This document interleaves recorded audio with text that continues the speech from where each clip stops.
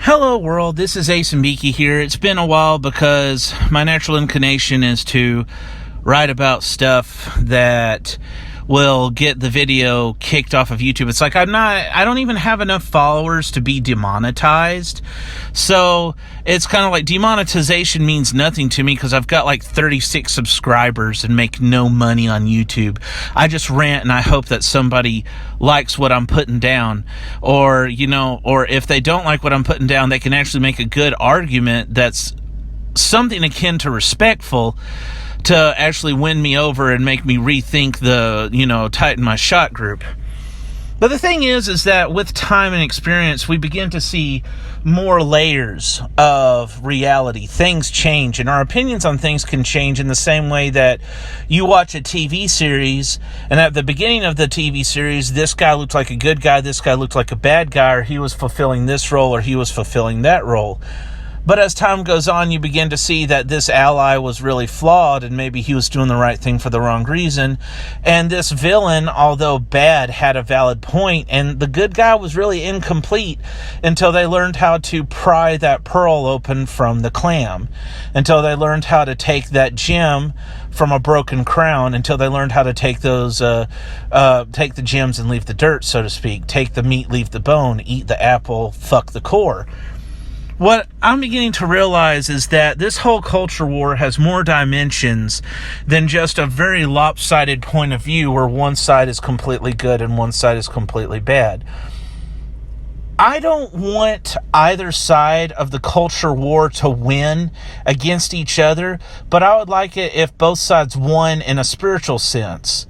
Even if it felt like they lost to a degree based on their ego, which we all have. I wish that both sides of the culture war would win in two ways. That they would win half in a way as in they would get what they want that's valid from entertainment and fandom, but that they would also win in the sense that they would learn a lesson about themselves and see how this happened and these people were your enemies and they did you wrong, but there was something that you needed to fix about yourself before you were in the right. And whenever you got that, that's whenever you could start to make progress. Now, to get back on track, what I'm saying is that I've been looking at the whole fandom things, and basically whenever you look at the whole fandom things, on one side, you seem to have a bunch of, people who seem to be very much, they tend to be on the left and the younger generation. And I'm a moderate millennial who was historically conservative, but I'm a moderate now. So it's like I stand up for my generation, but I don't necessarily like to just blast everything that the older generation believes. I would probably, treat some stuff like how George Orwell might have treated Christianity. The thing is that whenever I look at the culture war, and it's basically between the very culturally Marxist yet religious personality, far left, that they preach libertarianism from a liberal point of view, but they have a very authoritarian culture. And it kind of seems to me that these people on the left, on one side you have people, and it shouldn't be left versus right. It shouldn't be, people who think more like boomers and people who think more like what they stereotype millennials as. Although, to be honest, I don't think millennials as a whole are really acting like that as much as boomers who do act like that are the ones in charge of them, so their leadership defines the group. But it's basically between Hollywood and Hillary fans versus people who are either Trump fans or people who just hate SJWs. It's basically between SJWs and anti-SJWs, or SJWs and neckbeards. I guess you could say it's between Rick and Morty fans and Steven Universe fans. But whenever I look at this conflict, I realize how it's really hard for me to take either side. On one hand, I think that, people like Just Some Guy and Jeremy from Geeks and Gamers and all that, they make good points. about what is wrong with a lot of modern media in the West. And whenever they make the point, and it's more focused on what's right instead of who's right, and it's more focused on quality storytelling instead of the culture war, instead of trying to blame it on millennials or feminists, instead of trying to say that this is a byproduct of not being allowed to have authoritarian or cutthroat capitalism, I tend to listen. I totally get why they hated The Last Jedi.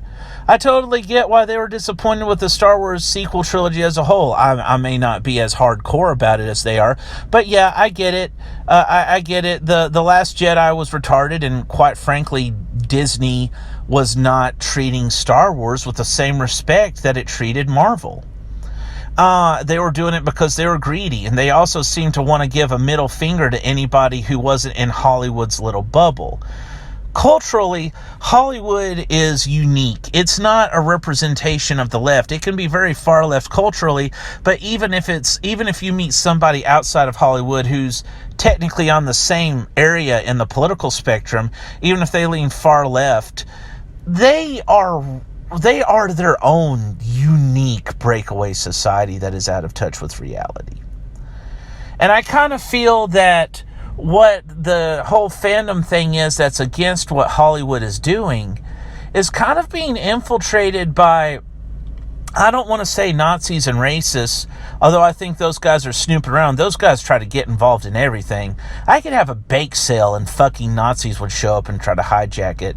But the thing is that I kind of feel that a lot of the people who are against what women and intellectuals and beta males in Hollywood are doing, even though they started out as nerds reading the comic books, they've kind of been infiltrated by either the side of nerds that was more amoral and just wanted entertainment as escapism and have no deeper meaning, which means they want entertainment as a drug and they don't believe in changing the status quo at all.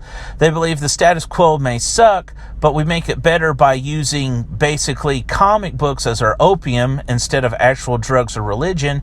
So, we don't want to change the system because 1, it makes us money, 2, it's too hard to fight, and 3, we'll just use comic books as our drugs to ignore injustices that are going on, so we don't want to be preached at. So the thing is that they don't want to be preached at, but I feel that one of the reasons why they don't want to be preached at is because somewhere deep down inside, they may hate the victim more than the oppressor. Now, maybe they tell themselves that they believe that the victim is exaggerating or crying wolf, and I'm sure in some cases it is, but I also kind of feel that it's like if you went to church and your parents told you to give some money to church, and you really didn't feel like giving any of your money to charity, and then you just kind of thought of as an afterthought, as an excuse to not give any money away, well, there's a lot of corrupt charities out there, so I guess I don't have to give any money because I'm so grumpy and, narcissistic. I do feel there is a little bit of that in that crowd. I don't want to pin it on Geeks and Gamers or just some guy. I really don't. But, because, they're not even all, every last one of them far right, but they are kind of culturally reactionary, not necessarily socio-politically reactionary, but they are culturally reactionary in the same way that Hollywood is culturally revolutionary. It's like Hollywood may have some very capitalist people, and they have people with a lot of religious personalities. So they may not necessarily be wanting Marxism in economics or even government, but they are culturally Marxist with a religious personality. Meanwhile, conservatives and people that are kind of reactionary, they are culturally reactionary. They're not fascist. A lot of them even can be socio-politically lean left, but they are reactionary, against what they see. And the last thing we want is a country filled with reactionaries and revolutionaries. If our country is filled with reactionaries and revolutionaries, it means that a lot of the people in the center have swung far left or far right, even if they normally wouldn't do it, but it's only out of hatred of somebody on the other end that pissed them off. It's only out of hatred of somebody on the other end that pissed them off. So people are voting and making decisions more about flipping off somebody, undermining somebody else's rights and freedoms, than they are about doing what's good for them or doing what's good for everybody. They don't even do what's good for them. Instead of focusing on doing what's good for everybody, the common good, and then doing what's good for your tribe, and then doing what's good for yourself, they don't even focus on just doing what's good for themselves. Sometimes they'll even almost borderline give up doing what's good for yourself just to basically flip off or kick somebody in the nuts that they don't like. It's kind of made us go back to a tribalistic gang mentality, that you don't even care about what their ethics and morals are. You have such a Thanatos death instinct that the only thing that you can do is take any and everything as a weapon and throw it at somebody that was once your former lover. And that's why I kind of feel that the culture war is a personification of America going through a great divorce. I've called it the Great Divorce before, but I don't want to rip off C.S. Lewis. But C.S. Lewis's story was about something else. It was about divorcing yourself from the material world and embracing heaven, where you lose a lot of your identity. It's basically like his fantasy Christian-based version of what New Age would call death of the ego. So it's kind of funny how C.S. Lewis writes a bunch of stuff that its skeleton is and organs are Christian, but it's presented in like some Druidism or abstract thought. And it's like, wow, this almost seems like imitation New Age, but that's another thing for another day. I'm probably just going to wrap up this video by saying what I meant to say at the beginning of it, which is, I feel that the conflict of the culture war is basically people who were married having a divorce. And whenever you were married, you were so close, and it was you versus the world, to the point where you did bad things that you probably didn't even need to do just to please your wife or husband. And you sacrificed a bunch of innocent people, including your children, including innocent bystanders, just so that you could strengthen your marriage and your career. And now those same motherfuckers are having a divorce, and they're wanting the kids that they shit on to take sides. They're wanting the kids that they shit on to take sides. Mommy and daddy are having a divorce, and everything one person says against the other is grounds for getting in a fight. Whenever a man and a woman are having a divorce, I've seen this too close. Whenever a man and a woman are having a divorce, everything that one says that can just barely be taken out of context is taken out of context to start a nasty fight, okay? That's what this culture war between Hollywood and fandoms is all about. It's about the fact that there's these two things that were once married to each other. They're having a divorce. Even though they were married, they can't stand each other. They can't stand breathing each other's air. The mere sight of one another is like pulling up a cross to a fucking vampire. It's like garlic to a vampire. I'm not a vampire, so whenever Donald Trump's a dumbass, it's like somebody with bad garlic breath breathing it onto me. I'm like, hey dude, that's not cool, cut it out. But I'm not like flipping shit. But like, the reason why the left is that way is because, well, let me put it this way.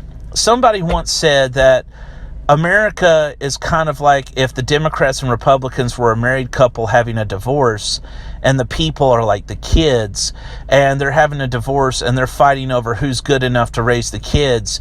And the thing is, nobody's good enough to raise the kids.